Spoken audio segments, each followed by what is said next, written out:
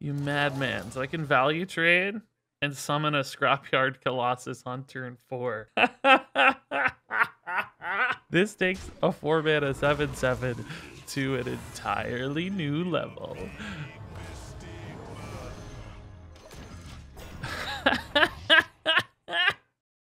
Hey, buddy, watch this. So, folks, it's off-stream Regis here, back at you with a pretty crazy deck utilizing the new card Shadow Hunter Vol'jin. This list comes from the Professional Player Orange. Basically, the idea is kind of a big hunter, more or less, where you take some spell-generated small minions and swap them out on board with one of your big fatties like King Crush or Dark Moon Tonk. It's also just got like the Maxima and Oblivitron ways to cheat out things like your Dark Moon Tonk as well. So it's not like all about Vol'jin, but doing a similar sort of thing. So I was going to take a run at building a list like this on stream, but I figured why not Spotlight Orange, as it's probably going to be way better anyway. So let's check out here the Orange Vol'jin Big Hunter. All right, so against Warrior, I don't think we need an explosive trap tracking. We'd rather have later, but a great early opener here. Like most Hunter decks, still want to prioritize a little bit of early tempo. Hit the petting zoo with no secret. Now I'm regretting the explosive trap, but still, explosive trap isn't really the secret I think we want against Warrior very often. We'd rather have a board building or disruptive secret like Pack Tactics, Snake Trap, etc. So really not the end of the world there. Now let's think about this here. Savannah Highmane is typically a Warrior nightmare, and Blatant Decoy has some pretty intriguing application for us as a big deck, but this might also be a Warrior that's running a bunch of big stuff. That said, this could also disrupt combos and things. I might actually take the Blatant Decoy, but I also am sort of eyeing this 2-drop because I want to play a card right now and play for the tempo against Warrior. I think ultimately this will still be the best decision. I was teased though by that Blatant Decoy. That actually makes a lot of sense. So Vol'jin, I don't know if we'll see him this game, by the way. Don't get your hopes up that every game here is gonna have Vol'jin. When I'm doing these off-stream recordings, I kind of have to go with the games that we play as opposed to like the perfect games necessarily. So we may not see Vol'jin, but anyway, Vol'jin is a card I'm still trying to figure out. I still don't think it's gonna be a meta-defining card. I don't think the OTKs that exist for him are like clean enough. He's like the perfect OTK setup card, but that doesn't necessarily make the deck good. And that might be a bit of a challenge. He's also got this disruptive potential that could be good, but I'm not totally convinced on that yet either. We need to make sure there's a really combo-driven meta where that disruption matters enough. So let's draft for Petting Zoo next turn. Actually fine. That's not a lot of great options. Hate using this kill command on a taunt, but since we're squeezing 6 damage in anyway, probably just worth it. So anyway, Vol'jin is, I don't know, it's intriguing. Still currently feeling like a 3-star card, but time will tell. I think it's gonna get forgotten about a little bit, but could pop back in. Sadly, Liak silenced here with no minions on board. What a sad day. Eagle Horn's actually pretty nuts too, but let's go for the board first and then Eagle Horn second. Because there's a lot of damage in hand suddenly. I don't have a lot of ways to summon beasts very reliably though. So this kill command could actually get stranded sooner rather than later, right? Oh, shame we don't have a Snake Trap Pack Tactics there. I think we gotta use this kill command now on that note. Just because otherwise we are not gonna get an opportunity. Actually, we're 1 damage off lethal. I just noticed. So let's go ahead and put that in because now Explosive Trap's really scary for him, and he's got a taunt and armor here basically to get through the weapon and the hero power. So yeah, I guess maybe taking the 2-drop worked out. Oh, shield block though. No. Now we gotta rely on our buddy Tonk, which I'm sure will be just fine. He just spent the whole turn armoring too, which is kind of cool. So yeah, we'll play a Tonk. There are a couple weapons in the deck, so there is some logic to attacking, particularly because this Explosive Trap doesn't seem like it's going to activate anytime soon. So we have to decide if we think that's right. 2 out of 17 draw on a weapon. I think since the secret is, I mean, this secret though is potentially going to activate soon, so I guess we'll hold. this may be something that we can get down in the next turn or two, squeezing out an extra piece of value out of the Eagle Horn, because clearly rush minions and stuff in the stack, right? So might make a huge difference. My nose is all of a sudden runny, man, when I started talking. Jeez. It's just going to be me sniffling through this whole freaking video. That's not a good sign. Oh, well. You guys don't expect perfection here anyway, do you? The supreme production values of Regis Gilbert. Oh, man. There's still going to be some hits going face here, probably. And if not, I still get to clear the board, too, which is nice. So 4 going face. It's probably guaranteed. That puts me at 5 damage on a 7 health boy. Earthstrun's good for 2 reasons. Gives the Snake Trap something to activate off of and draws me a really high resource threat, potentially, like Oblivitron or another Tonk. If it hits the other Earthstron, same story, just kind of delays it a turn. But either way, I like the Snake Trap here. It gives me a weapon charge. Okay, so Galakron to armor up again. Really, really feeling desperate, I guess. Whoa, that's a big Sky Raider, but is it enough really? Because I have 6, 8, and Maxima's probably just about always lethal, right? In fact, I think she's guaranteed. Even an Ursatron is enough, so. Or an Oblivitron, both a 3 attack, or a Shadow Hunter Vol'jin. All in all, lethal either way. So, cool. Wish I'd hero powered first, so Maxima got lethal. I don't know if I just missed an achievement. That may have been a huge mistake. No. No. Okay, so that last one definitely wasn't the perfect Vol'jin game. It's still going to be the first one because I'm not going to re-record all that intro where I talk about the deck and enlighten you with all those insights. So hope you enjoyed the first game, everybody. Curious Studies is nice here to give me a minion. I would like probably the lowest cost minion. Same dilemma here a little bit. Because I have a lot of these minion-based secrets, and there's a chance I don't draw a minion generating card for a while. I kind of wish this deck had a Desert Spear as another way to generate minions, but that's okay. Let's go ahead and take the Teacher's Pet. It's 1 mana slower, of course, than the Fishy Flyer, but with coin we can still get it down pretty early, and it's great with these pack tactics and stuff as well. If I set one of these up preemptively, and this is like the first minion I play, that could be a really nice move.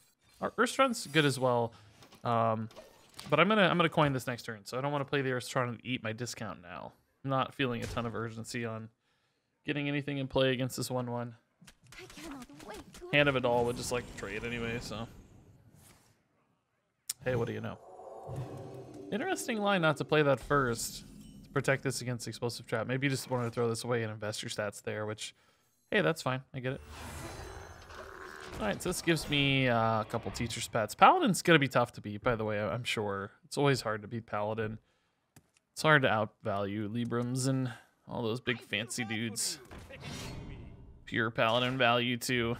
So, this is a great setup, though, honestly. Like, a really powerful turn, I think.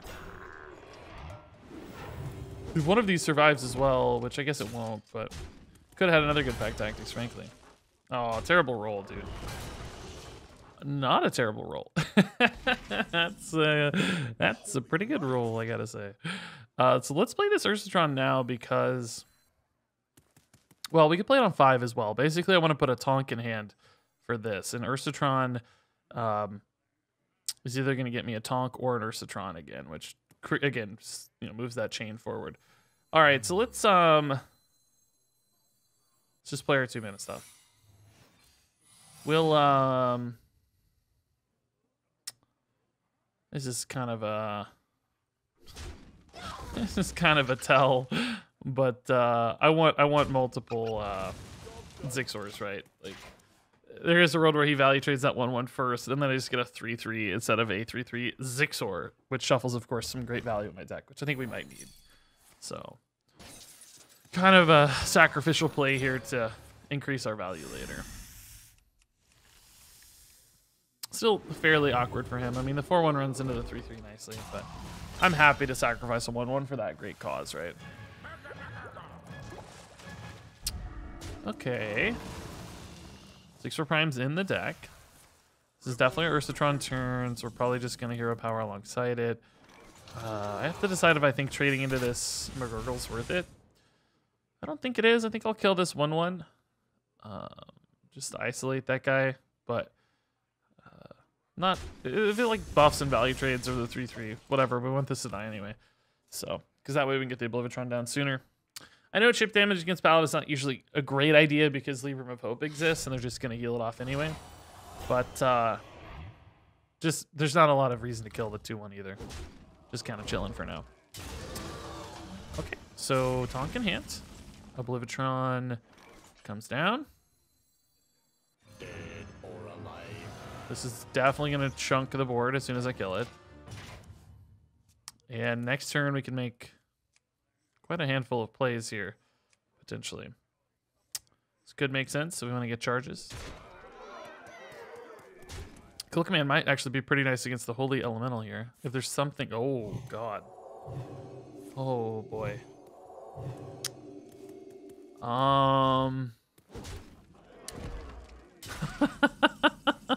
Oh, dude, a Zixor would actually clean that up really nicely. I mean, a Tonk might, right? It can hit for 5, 6, 9, which gives the Tonk a sometimes kill, and the explosive trap could theoretically finish it off if he doesn't buff it again. I wonder. But I suspect he might just trade it into the Tonk. I could kill it with the Rinlings, of course, for sure, but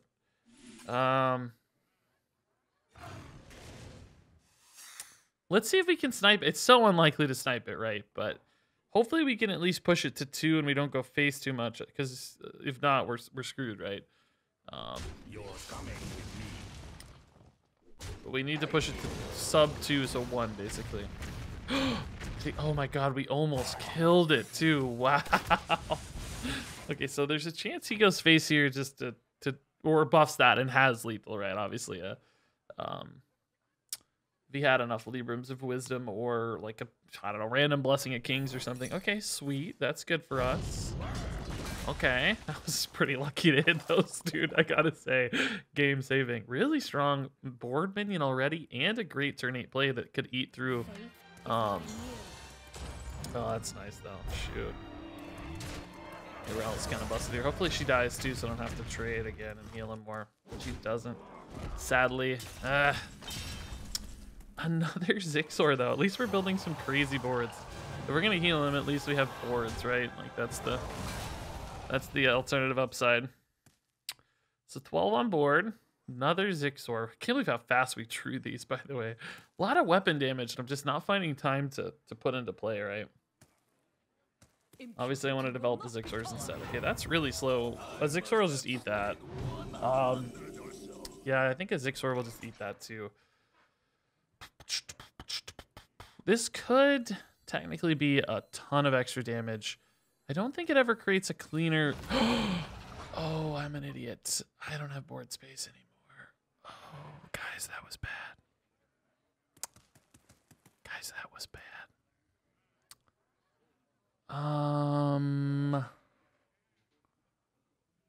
Guys, that was a bad play. I don't have board space. Well, if I hit for 15, there's a good chance I'm just dead. I have actually 20 damage right now. I think we eat the mistake. I think we just eat the mistake. Clearly, this is not the right way to do this, but I think we have to. Clearly, should have pushed for... should have traded in a small Zixor first, and... because this is left not attacking, right? Should have played Zixor, traded one in, and then Demon Companions. My curiosity, of course, to see what we were going to get really screwed up my board spots. So he should technically be at 8, which honestly might make a huge difference. Like when we're pushing for lethals and stuff, it could be a big deal. So let's keep that in mind. Of course, I'm still thinking a Libram of Hope is going to come down and ruin me, but let's see. Tonk again? Yeah. It's just awkward for him. So he should technically be at 11. Let's track and see if we can get an actual lethal here. Or excuse me, he should actually be at not 11. What am I saying? He should actually be at 7. Or no, I missed 5 damage. He should be at 6. right now. I don't know why I said he should be at 11. I guess that's because that's what he's at. He should be 5 lower than this. Should be at 6. Now, of course, we won't know that the game unfolds exactly the same way because his healing patterns change and stuff. Oh, there's a chance that just whiffs and does nothing. And indeed it does. Am I going to steal this game despite being garbage anyway? Is there a play off these for 2 mana? Maybe like a Noble Sack could be enough, actually, to disrupt me. First day of school into like a taunt here, maybe? He was looking for rush minions and stuff, which I think is fine. It's smart. Oh my god, that doesn't do it. Oh my god, I'm going to steal this game anyway, despite being garbage. Nice! Well, there could still be the Noble Sack, I guess. There's not. And we hit the Maxima. This is guaranteed lethal, right? It's always 3. Yeah, it could be a King Crush too, so we always do it. I did it again, though. I'm so bad. I think I have all the Maxima achievements because we played a ton of Maxima. I don't think it matters, but I gotta learn to play Maxima last. Gosh dang it. Terrible plays all around. But hey, that's okay. So, still no Vol'jin. But this deck's feeling pretty good regardless, right? It's feeling good. We're winning games.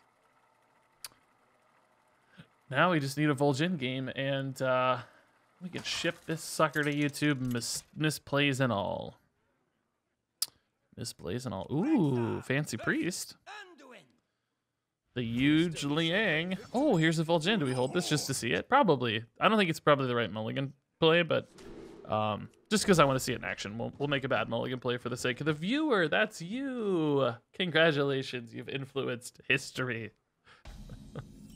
The world will never be the same. All right, so the huge, long Anduin. Huh. Pretty bad hand, partly because I chose a card that's terrible. Pack Tactics like a little better than Explosive Trap against Priest, of course. We're gonna have a nice minion in play here. Might give me a bonus, Huffer bonus, Leok, etc. Would prefer, of course, to Pack Tactics, Tonk, or an Urstron, in fact. So we'll play the Urstron just in case. Priest, you're not expecting this to really activate often, though, because they don't have a lot of rush minions or anything. They are probably going to clear this with removal tools instead. But if they summon stuff, hey, that might do it. Man. By the way, Vol'jin's looking really good right now, I gotta say. Huffer? Yeah. What a magnificent beast. Fine with either of these coming down. Let's go ahead and tracking. I can't really grab a minion unless I want a different one, like King Crush or something. But I can grab a Kill Command. Sure. Job's done. Get some garbage secrets out of the deck. That's pretty good. I don't think secrets are going to be vital in this matchup at all. So I need a minion to survive here. Wow, that is shockingly annoying. Like really, really annoying.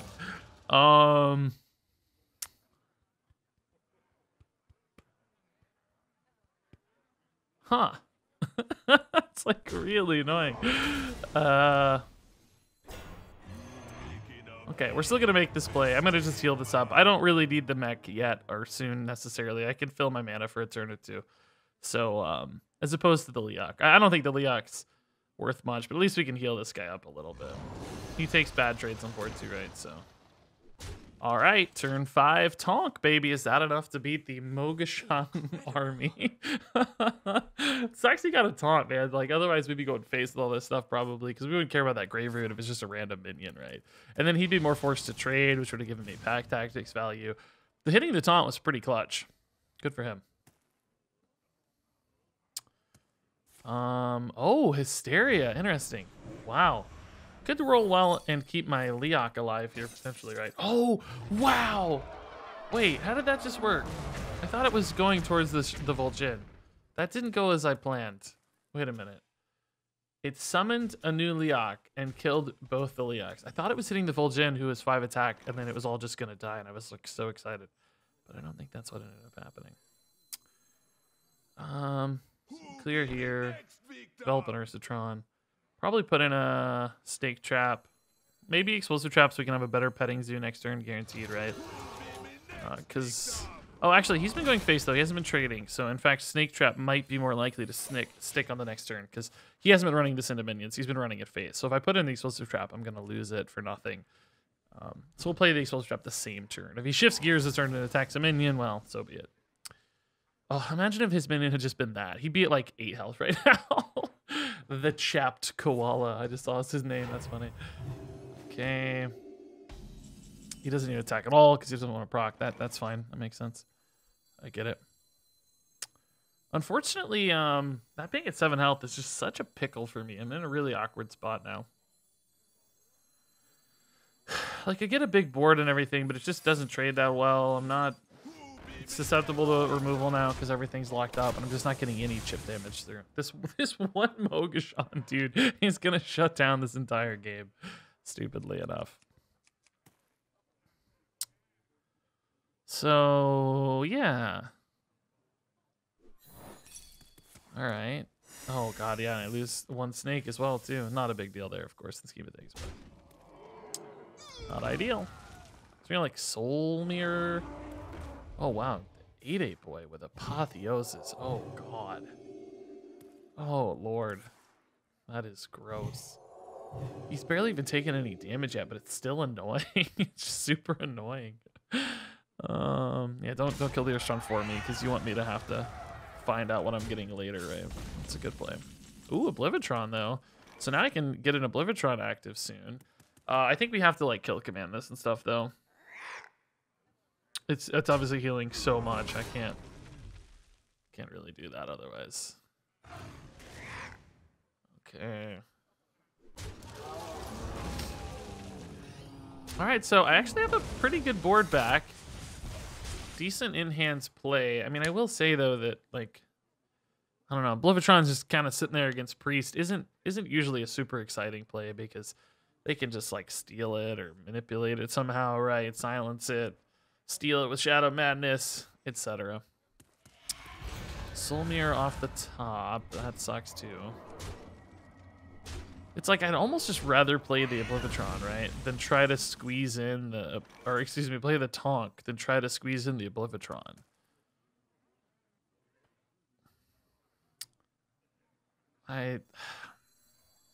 Because I don't know when this is gonna even die. This is at least a high pressure attack, right? I'm gonna Tonk. This is one of the problems with the Oblivitron is that because it has such low stats on its own right, sometimes it can just kind of sit there and not really do anything. Like, I could easily envision a world where, 1, this just gets, like, murdered by whatever thing. And 2, it just sits there and doesn't really make any plays, you know? This is really not very good. I mean, if it hits King Crush, it's damage, but it's not... If it hits Earthstrong, I don't even draw anything. It's just dead. It's just 3 damage. So I guess Crush is still the better role here, but not very exciting. I like Brindling's fine. I mean, we've still managed to get this dude down to 15 despite a lot of things going wacky, right? Misdirection might be a weird way for me to win the game. Freezing Trap and Pressure Plate are like kind of good, but I don't know. I'm in desperation mode right now because I'm just kind of out of stuff to do. If you look, I mean, I have weapon damage, but that's like it. That's all I have left. Just weapon damage. I have a kill command, but I don't even really have easy beast activators. I mean, 1 animal companion, I guess. Pack tactics, technically. Maybe carry on studies, I guess. Give me a beast. Oh, another giant taunt, man. This dude is all about the big taunts, isn't he? Then we fight. Oh, where's my pressure plate now, dude? Then we fight. Boy, I don't like this. He's kind of expecting a freezing trap, and frankly, I think he could replay this and I'd be sad. Pack tactics. He's definitely gonna want to take a trade. This would go to 1. Be awkward. Have a 3/3 and an eagle horn bow. I don't know. Let's at least try to get some charges on this weapon, maybe. I think that's my best play. And squeezing in the hero power here makes a lot of sense too. Okay.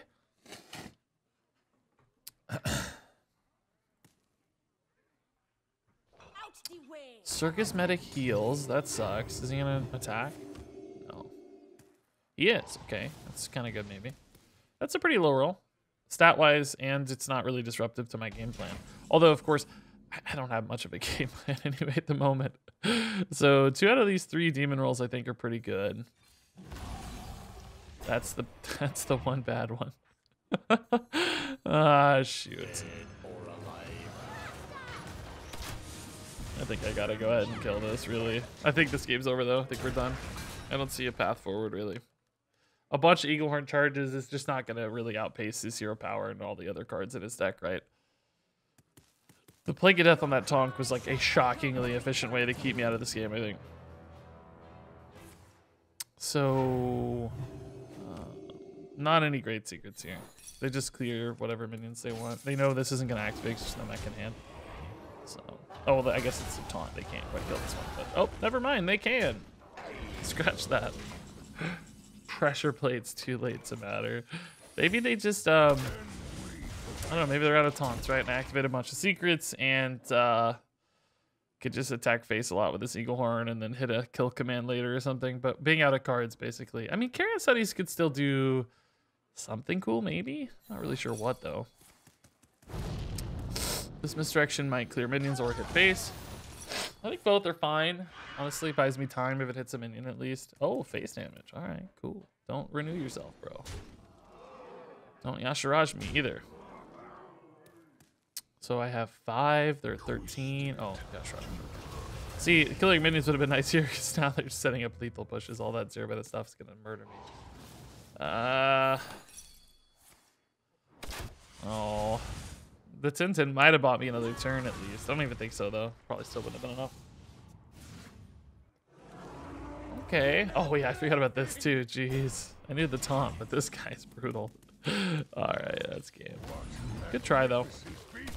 I actually think we win this. I mean, look how close we got, even with that crazy Mogushon wall early. If that had been, like, any random 4-drop, clearly, like, the stats and it trading would have helped him.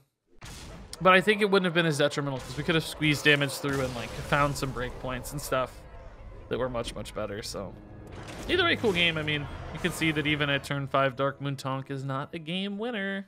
All right, maybe we play one more game here. Maybe just one more game and see if we can't squeeze in another Vol'jin win. Okay.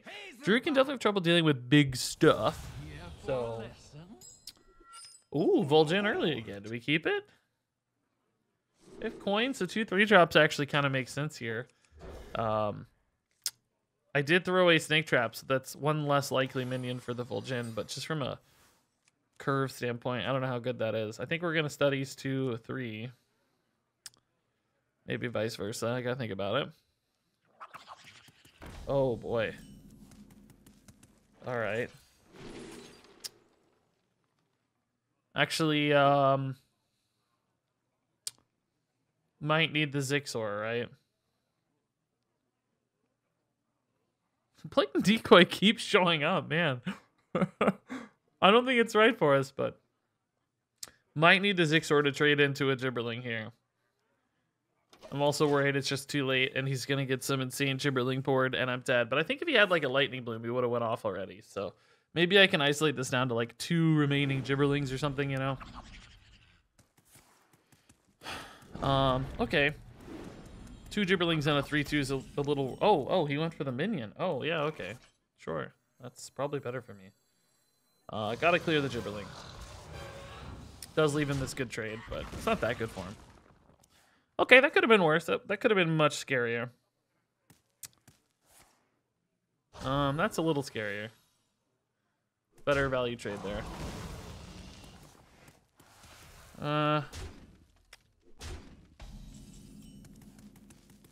I can studies until still playing Hearthstone, so let's see if there's anything better here. Scrapyard Colossus is actually nuts with Vol'jin, so let's take it. It's really cool. Let's do that. Ursatron does then draw me a minion, which could make this worse, right? It could be another Ursatron. But I don't have a minion anyway for Vol'jin, right? I don't have a cheap minion to bounce out. So I don't think it matters. In other words, it's going to be a couple turns maybe before I can make this connect. I need... oh my goodness. Okay, just gonna go face. If he goes face, that's great for me because I can guarantee the scrapyard. Well, assuming a top deck. He went face. You madman. So I can value trade and summon a Scrapyard Colossus on turn 4. This takes value trade, or excuse me, this takes a 4-mana 7/7 to an entirely new level. The turn 4 Vol'jin into Scrapyard Colossus. I kind of wish this was in the deck now, honestly. I mean, the scary thing is you might be able to clear it, but it's like the only chance I had. So I think we gotta take it. Vol'jin into Colossus. And sorry if that was the intro and you had to wait until now to find it. I'm just putting these up in order because it's kind of been an unbroken stream here. Stream of consciousness since I'm recording this and not streaming this. So my apologies. I don't mean to bait you. It just happened to be when the cool moment happened in this consecutive series of games. My apologies. I need to have pretty minimal editing on this one, so I'm not going to chop it up and rearrange everything since it's an unbroken stream of Regis. Normally I chop up videos and put the best game first. Like a nice, long, awesome game first. So you can really see the deck. But I don't think I'm going to do that this time since I had that beautiful intro. So yeah, maybe bad math, but still going to chip through this thing. And I mean, that's great, right? That they're using a Savage Roar to clear this minion instead of kill me, because this is 16 and I'd be at 18. I'm at 18, so they'd have 17, maybe even more damage right now. Are they not going to attack? Are they just going to concede? I think they are so frustrated that they just decided to, they just gave it up. So now I have a pack tactics on the 7/7 and things get even worse for them. That's awesome news. Cool. Great job, team. We did it. I'll still clean this stuff up. I think he's probably AFK. I think he just left. But in case he comes back and decides he's not done with Hearthstone forever. In case that happens.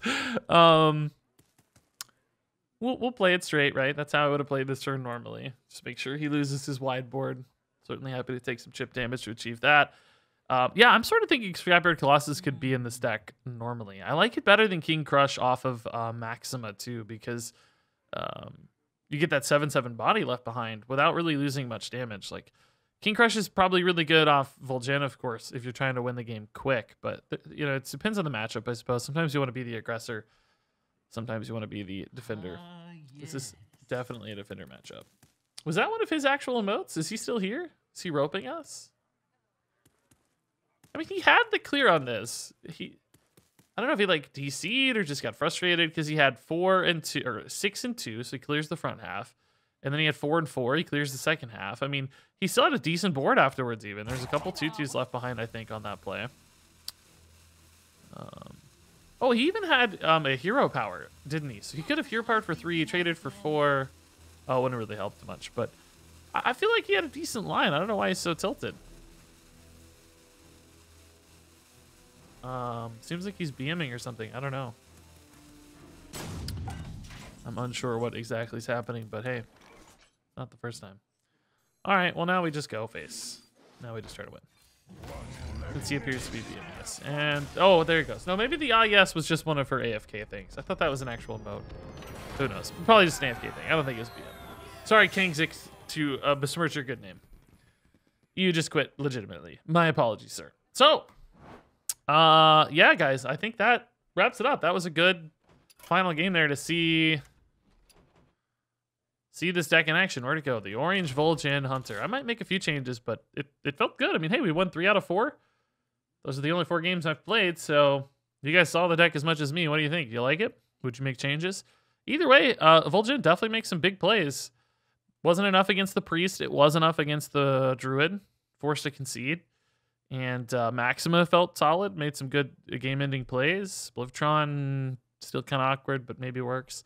The early game spell package felt good. Yeah, I like this deck. It's cool. Vol'jin coming in clutch with the big Hunter. That said, thanks as always for watching. Let me know your thoughts on this deck below. Make fun of me for my misplays. That's fine. Nothing new there. That's everyday YouTube. But thanks for watching, guys. Much love out there. And until next time, game on.